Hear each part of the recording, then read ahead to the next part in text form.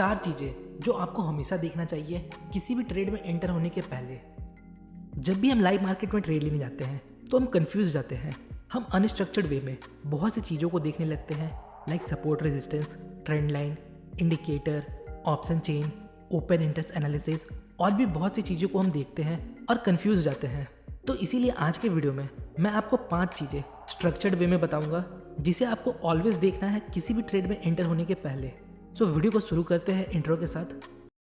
Welcome back. First thing, market structure. तो market structure का मतलब क्या होता है? मतलब हमें देखना है क्या मार्केट अप ट्रेंड में है, क्या मार्केट डाउन ट्रेंड में है या मार्केट साइडवेज है।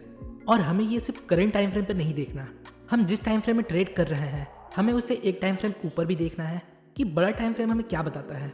फॉर एग्जाम्पल, अगर हम 1 आवर टाइम फ्रेम यूज़ करते हैं तो इसके साथ हम 4 आवर टाइम फ्रेम को देख सकते हैं। अगर दोनों टाइम फ्रेम में मार्केट अप ट्रेंड में है तो हमें सिर्फ बाइंग की अपॉर्चुनिटी ढूंढनी है। नेक्स्ट, अगर दोनों टाइम फ्रेम में मार्केट डाउन ट्रेंड में है तो हमें सिर्फ सेलिंग की अपॉर्चुनिटी ढूंढनी है। और अगर दोनों टाइम फ्रेम में मार्केट साइडवेज है तो हम यहाँ रेजिस्टेंस लेवल पर सेलिंग ट्रेड्स को फाइंड करेंगे और सपोर्ट लेवल पर बाइंग ट्रेड्स को फाइंड करेंगे। ऐसा नहीं होना चाहिए 1 आवर टाइम फ्रेम में मार्केट अप ट्रेंड में है और 4 आवर टाइम फ्रेम में मार्केट डाउन ट्रेंड में है। ऐसे सिचुएशंस में हम एक और टाइम फ्रेम ऊपर जा सकते हैं, लाइक डेली टाइम फ्रेम। बस अब इससे ऊपर नहीं जाना, मैक्सिमम 2 टाइम फ्रेम ऊपर देख सकते हैं। देखिए, अगर आपको फिर भी ट्रेंड पता नहीं चलता, मीन्स चार्ट बहुत मेसी है या कंफ्यूजिंग है, तो मैं आपको सजेस्ट करूंगा डोंट ट्रेड। उस स्टॉक को छोड़ दीजिए, क्योंकि यहाँ आपके साथ कोई ज़बरदस्ती नहीं है कि आपको इसी स्टॉक में ट्रेड करना है। बहुत से स्टॉक्स है, आप उनमें ट्रेड्स को फाइंड आउट करिए। Number 2, area of value.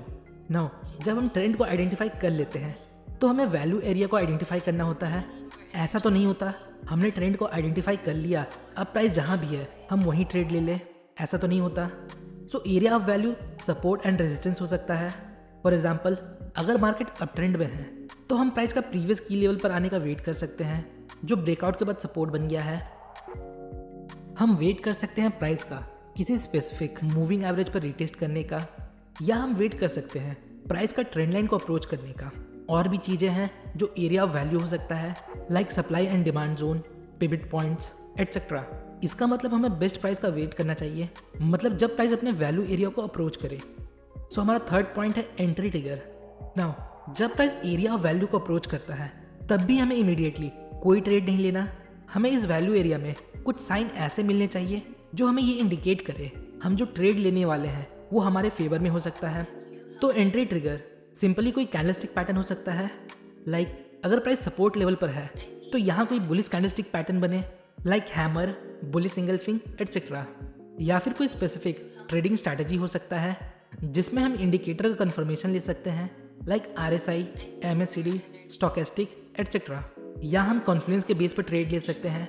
Confluence मतलब जहां हमें मल्टीपल फैक्टर्स सेम लेवल पर मिलते हैं। आइए कॉन्फ्लुएंस का एक एग्जांपल देखते हैं। यहाँ देखिए, हमारे पास एक प्रीवियस रेजिस्टेंस लेवल है जो ब्रेकआउट के बाद सपोर्ट बन चुका है और प्राइस अभी सपोर्ट लेवल पर है। और एट द सेम प्लेस यहाँ हमारे पास 50 EMA का सपोर्ट भी है। सो बेसिकली इसे हम कॉन्फ्लुएंस बोलते हैं, जहाँ मल्टीपल फैक्टर्स हमें सेम पॉइंट पर मिलते हैं।